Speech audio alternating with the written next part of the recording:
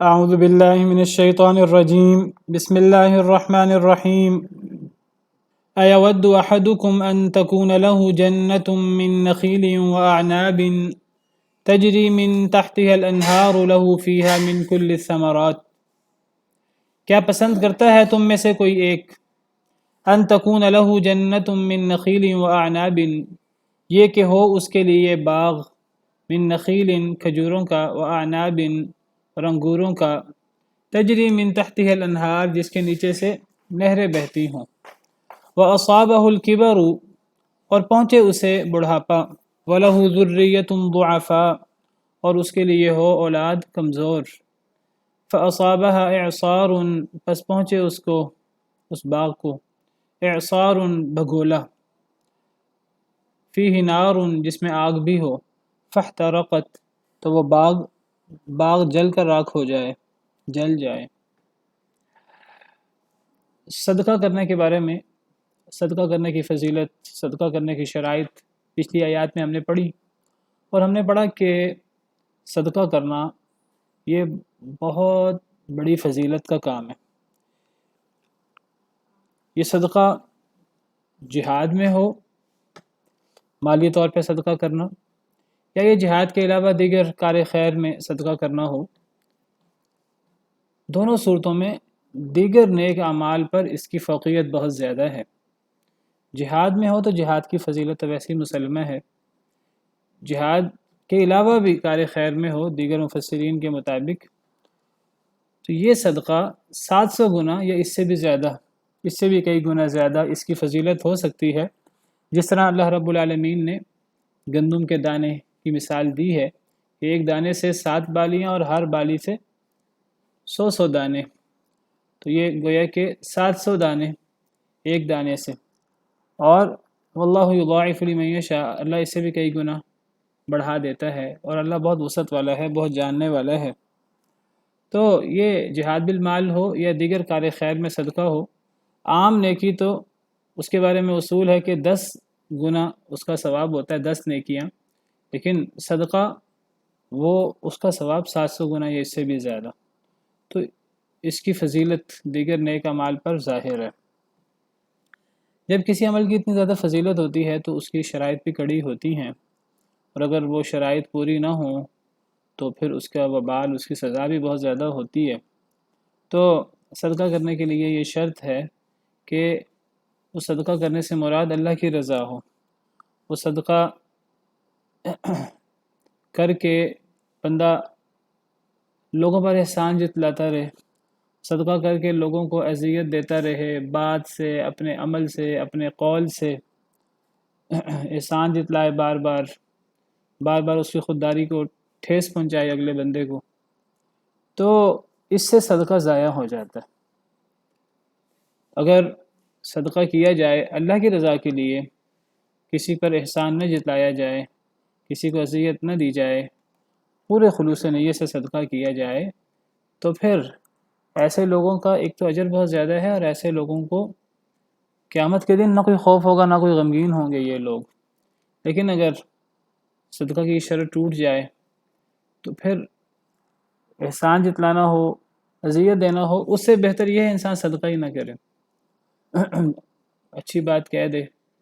یا انسان چشم پوشی کر لے کسی غریب کے، جو بھی اس کی مشکل ہے، لوگوں کے سامنے اس کی مشکل ظاہر نہ کرے۔ تو بہتر یہ ہے کہ اگر انسان احسان جتلانا ہے تو انسان احسان جتلانے کی بجائے انسان اچھی بات کہہ کر معذرت کر لے۔ لیکن اگر ایک انسان احسان جتلائے گا تو یہ احسان جتلانا صدقہ کر کے یہ نہ صرف صدقے کو ضائع کرتا ہے، اس کا ثواب ختم ہوتا ہے، صرف ثواب بھی ختم نہیں ہوتا بلکہ اس کا وبال اللہ کے ہاں بہت زیادہ ہوتا ہے۔ اور حدیث مبارکہ میں نے کل بیان کی تھی کہ قیامت کے دن وہ 3 لوگ جنہیں اللہ تعالیٰ نہ ان سے کلام کریں گے، نہ اللہ ان پہ نظر کرم کریں گے، نہ اللہ انہیں پاک کریں گے، ان کے لیے دردناک عذاب ہوگا۔ ان 3 لوگوں میں سے ایک اپنی شلوار ٹخنوں سے نیچے لٹکانے والا، ایک جھوٹی قسم اٹھا کر اپنا مال بیچنے والا، اور تیسرا صدقہ کر کے احسان جتلانے والا۔ یہ ان 3 لوگوں میں شامل ہے کہ قیامت کے دن اللہ ان پہ اتنا ناراض ہوں گے کہ اللہ انہیں دیکھیں گے بھی نہیں، ولیعذ باللہ۔ جو بندہ صدقہ کر کے احسان جتلاتا ہے وہ گویا کہ اللہ کے لیے صدقہ کر ہی نہیں رہا، وہ گویا کہ لوگوں کی رضا کے لیے، ریاکاری کے لیے صدقہ کر رہا ہے۔ اس کی مثال ایسے ہے جیسے ایک چٹیل میدان، ایک چٹیل پتھر پر، صاف چکنے پتھر پر مٹی پڑی ہو کہ بندہ اس میں بیج بوئے، اب بارش ہو، تیز بارش یہ صدقہ کی مثال ہے، بارش ہو اس پتھر پر تو اس بارش سے فائدہ ہونے کی بجائے نقصان ہوگا، وہ جو تھوڑی بہت مٹی پڑی ہے پتھر پر وہ بھی صاف ہو جائے گی، وہ بیج اور مٹی سب کچھ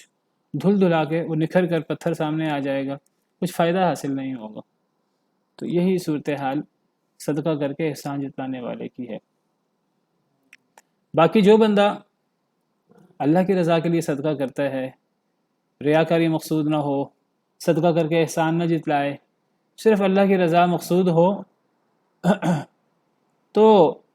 ان کا صدقہ تھوڑا ہو یا زیادہ وہ اللہ کے ہاں قابل قبول ہے، وہ صدقہ انسان کو جنت میں لے جاتا ہے۔ اللہ نے اس کی مثال بھی پیش کی ہے، اس کی مثال یہ ہے کہ جیسے کوئی زمین، کوئی جگہ اونچی ہو، اونچے مقام پر ہو، ربوہ، اونچے مقام پر کوئی جگہ ہو، تو اگر اسے تیز بارش آئے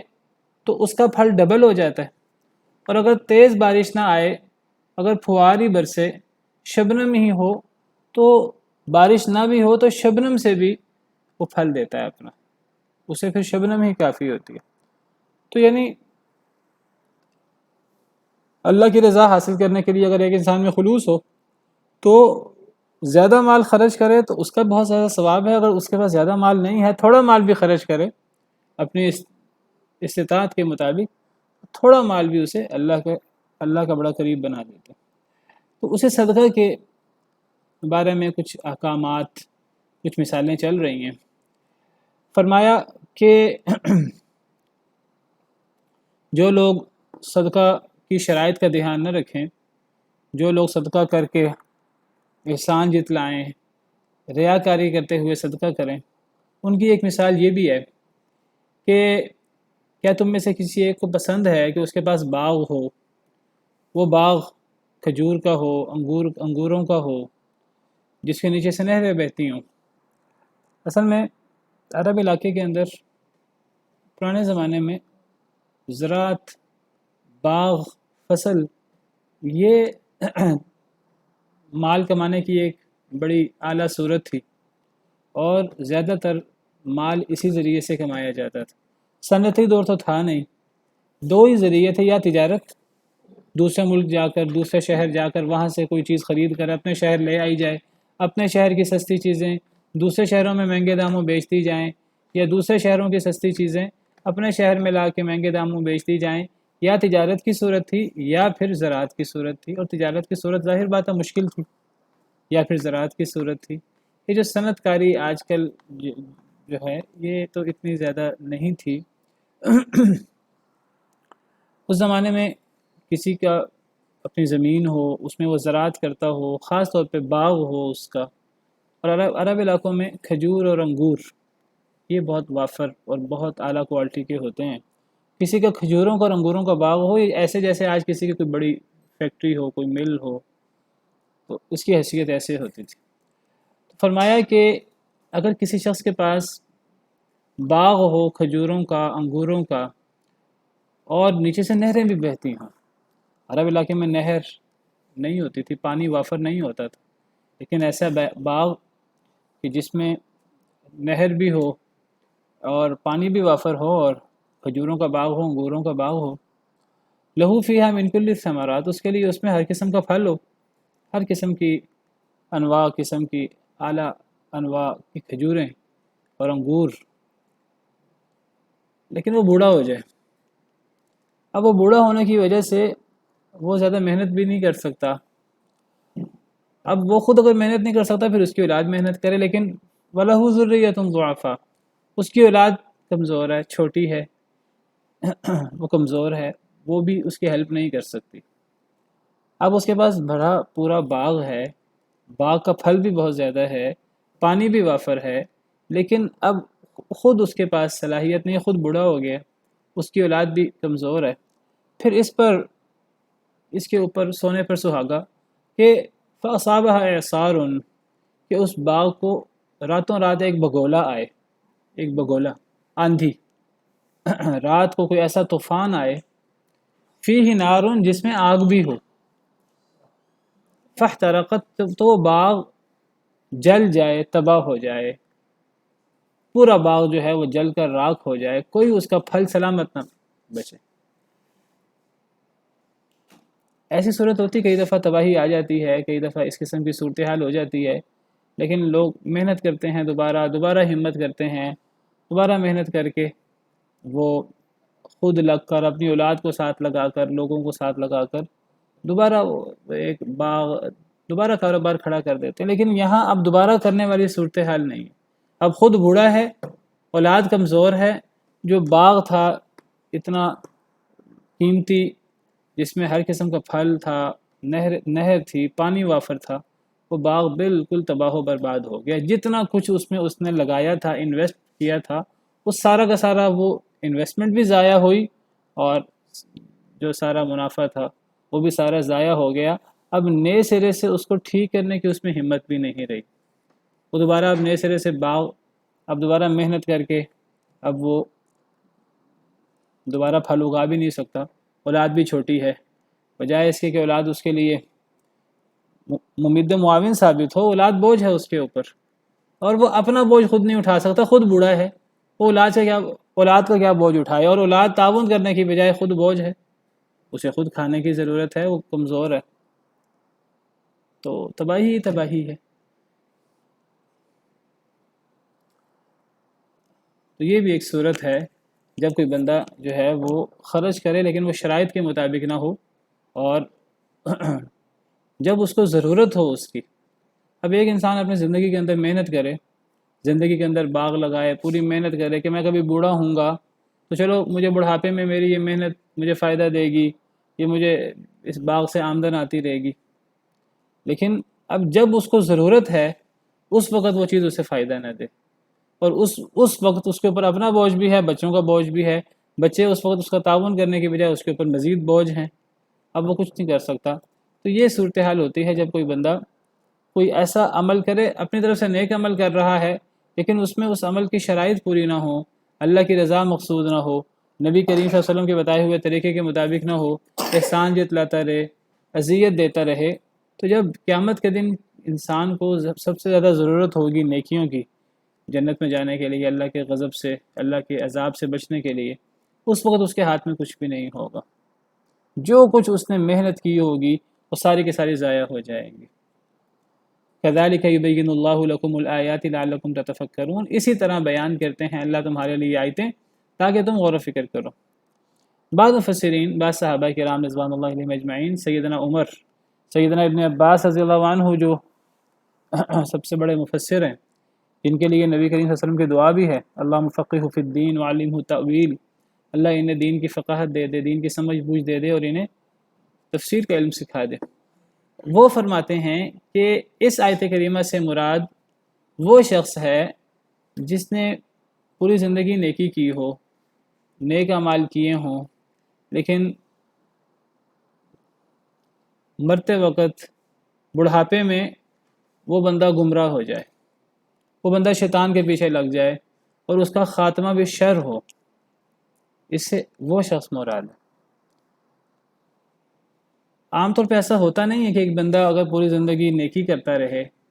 60-70 سال نیکی کرتے ہوئے زندگی گزار دے، محنت کرتے ہوئے زندگی گزار دے، پھر اس کی محنت ضائع ہو جائے اور پھر وہ گمراہ ہو جائے اور پھر اس کا گمراہی پر خاتمہ ہو، ایسا ہوتا نہیں ہے عام طور پر،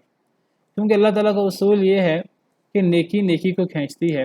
ایک انسان اگر جوانی میں نیکی کرتا ہے تو وہ بڑھاپے میں بھی نیکی کرتا ہے، بڑھاپے میں زیادہ نیک ہو جاتا ہے، بلکہ لوگ جوانی میں کچھ کمی کوتاہی ہو، بڑھاپے میں زیادہ نیک ہو جاتے ہیں۔ لیکن اللہ معاف کرے، ایک بندہ پوری زندگی نیکی کرتے ہوئے گزار دے، بڑھاپے کے اندر جا کر گمراہ ہو جائے، فتنے کا شکار ہو جائے، اس کا خاتمہ بھی شر ہو، ایسا عام طور پہ تب ہوتا ہے جب انسان کی جو جوانی کی نیکی ہے اس نیکی کے اندر کمی کوتاہی ہو، اس نیکی پر اسے غرور ہو جائے،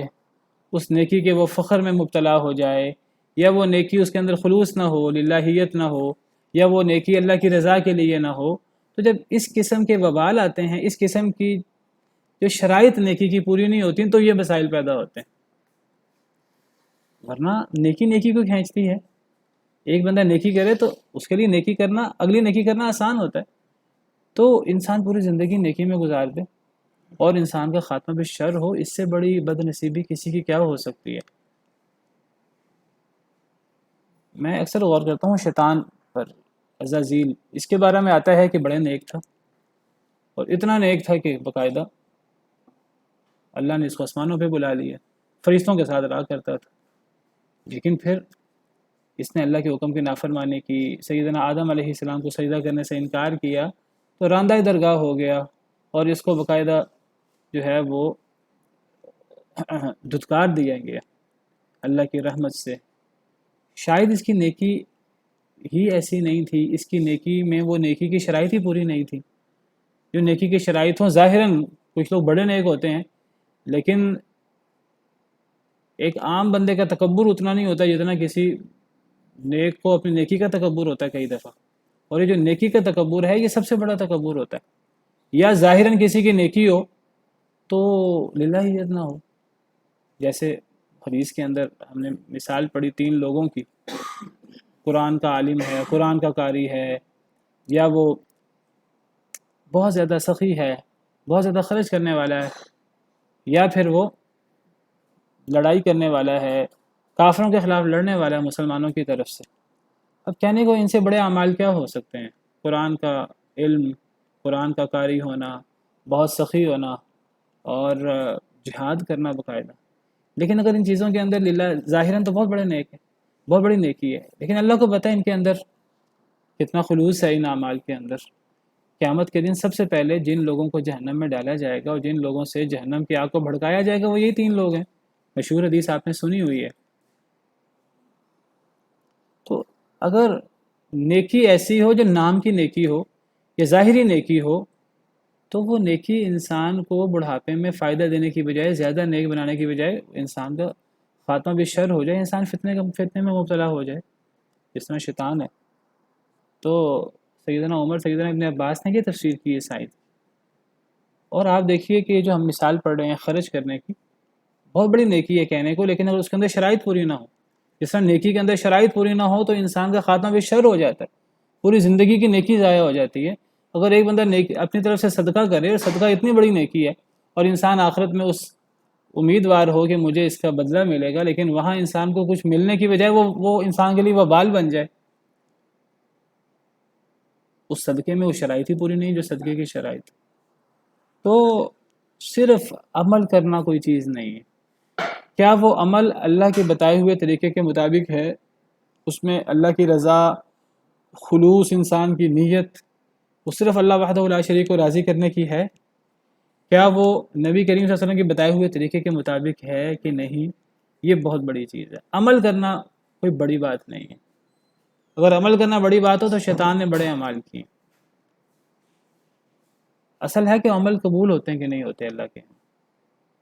اگر قبول اللہ نے کرنا ہو تو فَإِلَّمْ يُصِبْهَا وَابِلٌ فَطَلْ، اگر خلوص ہو بندے میں، اللہ کی رضا مقصود ہو، پھر چاہے وہ شبنم ہی کیوں نہ ہو، پھواری کیوں نہ ہو، وہی کافی ہوتی ہے۔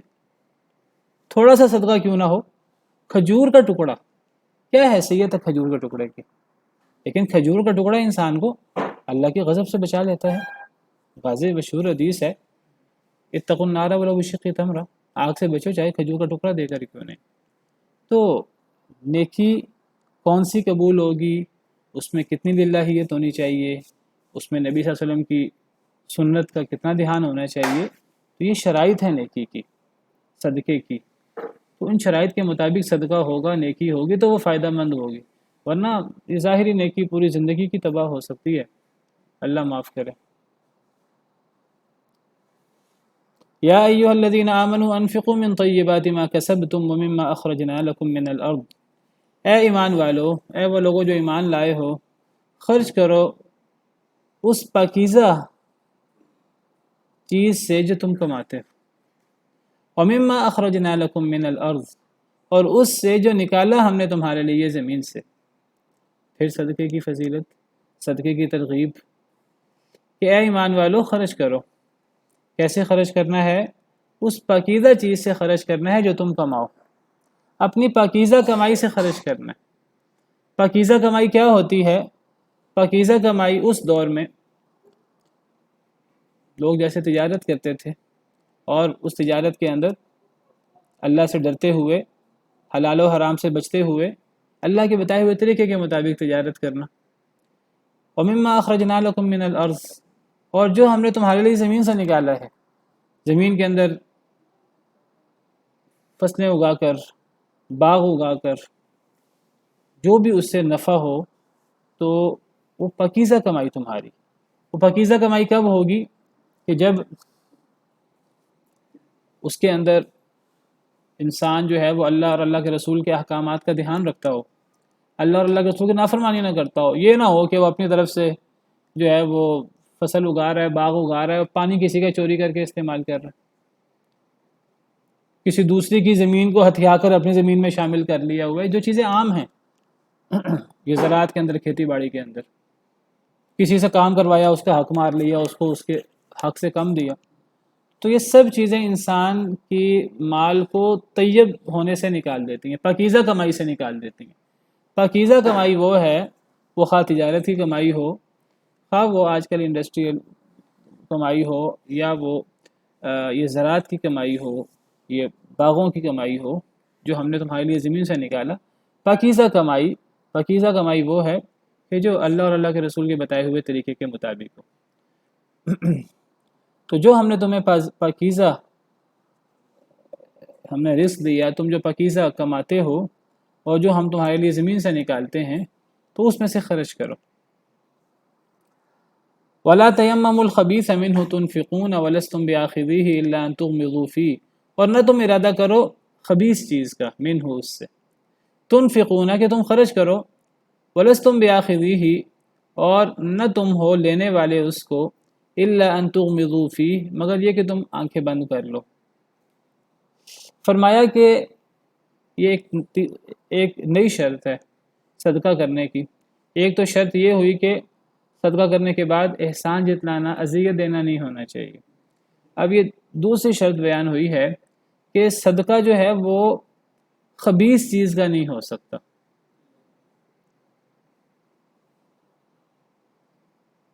خبیث چیز کا صدقہ جو ہے وہ قابل قبول نہیں ہے اللہ کے ہاں۔ اگر ایک انسان خبیث چیز کا صدقہ کرے تو وہ صدقہ وہ انسان کے لیے فائدہ مند ہونے کے بجائے نقصان دہ ہوتا ہے، وبال بن جاتا ہے۔ خبیث چیز سے کیا مراد ہے؟ اس سے دو چیزیں مراد ہو سکتی ہیں۔ یا تو خبیث چیز سے مراد ہے کہ وہ کمائی ہی حرام کی ہو، جیسے پیچھے ہے کہ اس پاکیزہ کمائی سے جو تم کماتے ہو اس سے خرچ کرو، جو ہم نے تمہارے لیے زمین سے نکالا ہے پاکیزہ کمائی سے خرچ کرو۔ تو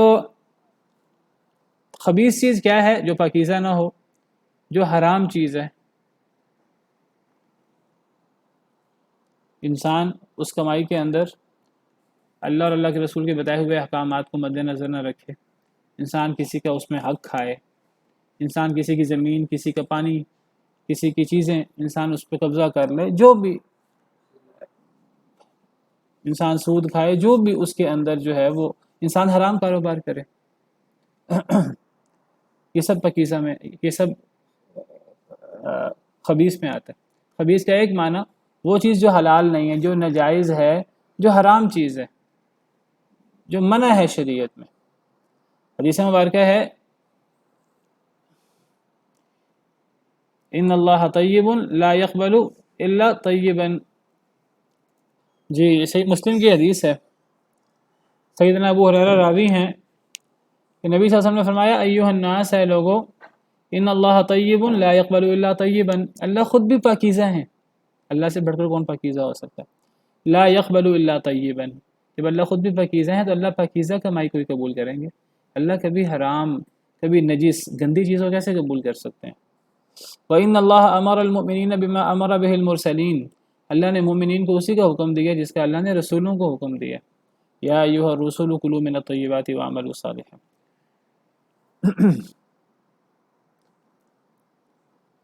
تو حرام چیز، حرام طریقے سے کمائی ہوئی چیز وہ خود حرام ہے، تو اس سے صدقہ کیسے قبول ہو سکتا؟ بلکہ اگر ایک انسان حرام کماتا ہو تو انسان کے دیگر اعمال قبول نہیں ہوتے، اس حرام کمانے کی وجہ سے انسان کی نماز قبول نہیں ہوتی، انسان کی دعائیں قبول نہیں ہوتی، انسان کا حج عمرہ قبول نہیں ہوتا۔ مشہور حدیث ہے کہ ایک بندہ لمبا سفر کر کے حج کرنے جاتا ہے، وہاں جا کر ہاتھ پھیلاتا ہے، لمبا اس نے سفر کیا ہوا ہے، پراگندہ حال ہے، اللہ کے گھر میں بیٹھا ہے، یا رب یا رب کہتا ہے، اللہ فرماتے ہیں کہ وہ مت، تیرا کھانا حرام ہے، تیرا پینا حرام ہے، تیرا لباس حرام کیا ہے، تیری غذا حرام کی ہے، تو میں تیری دعا قبول کیسے کروں؟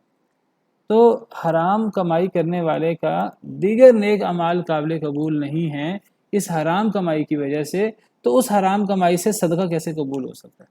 یہ بہت بڑا شیطان کا وسوسہ ہے کہ شیطان ہمیں کہتا ہے کہ جیسے مرضی کما لو حلال طریقے سے، حرام طریقے سے، بعد میں تھوڑا سا نظر و نیاز نکال دینا، تھوڑا سا صدقہ کر لینا، سارا مال پاک ہو جائے گا، عمرہ کر آنا۔ اب لوگ وہاں سے حرام کھا رہے ہوتے ہیں، وہاں سے ہر سال حج عمرہ کر کے آ رہے ہوتے ہیں،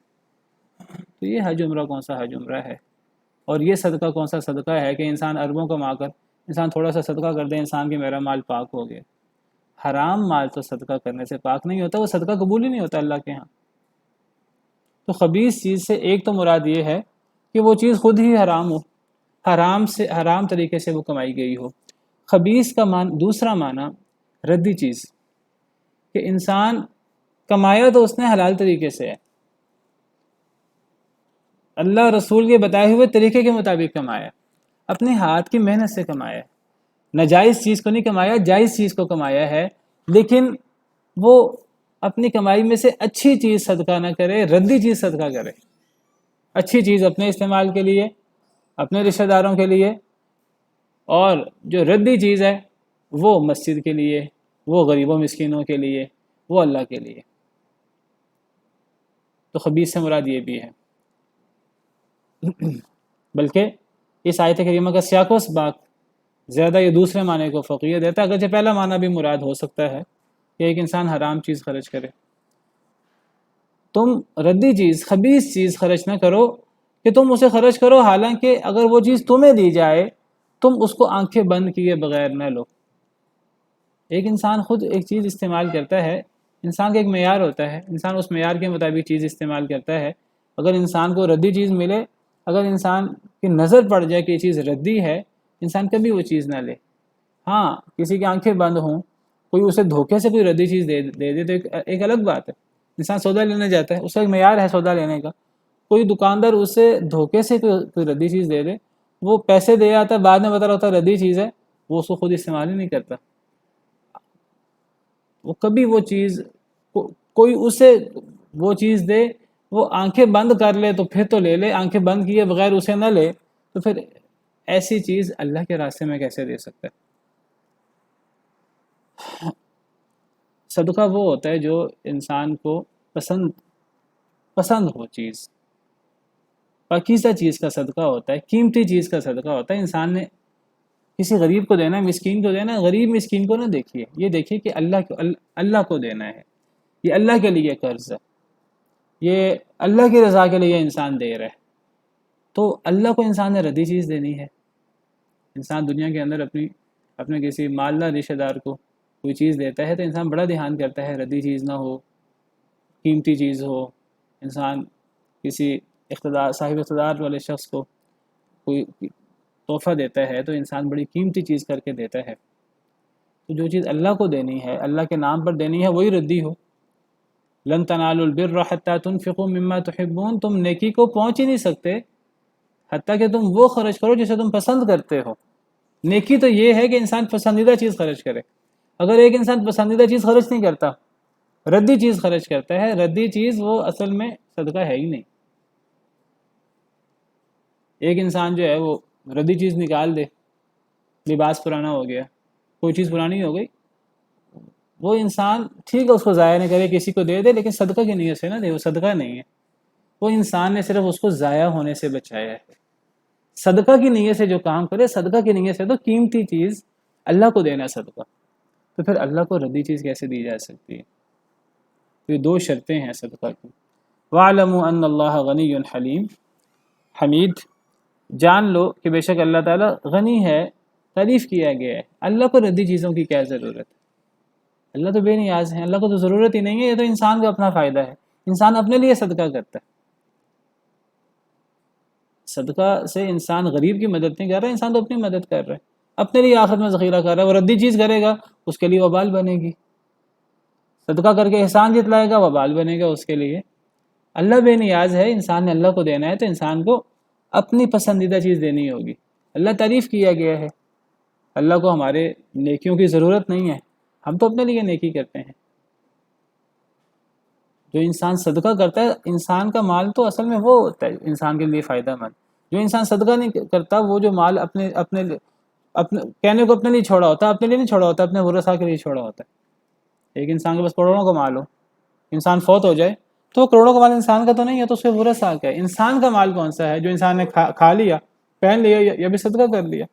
جو صدقہ انسان اپنے لیے آخرت کے اندر جو ذخیرہ کر رہا ہے وہ پاکیزہ چیز ہونی چاہیے، اس کا فائدہ ہے، ردی چیز کا تو فائدہ نہیں ہے۔ چلیں اتنا ہی کافی ہے۔ سبحان ربک رب العزت عما یصفون وسلام علی المرسلین والحمد للہ رب العالمین۔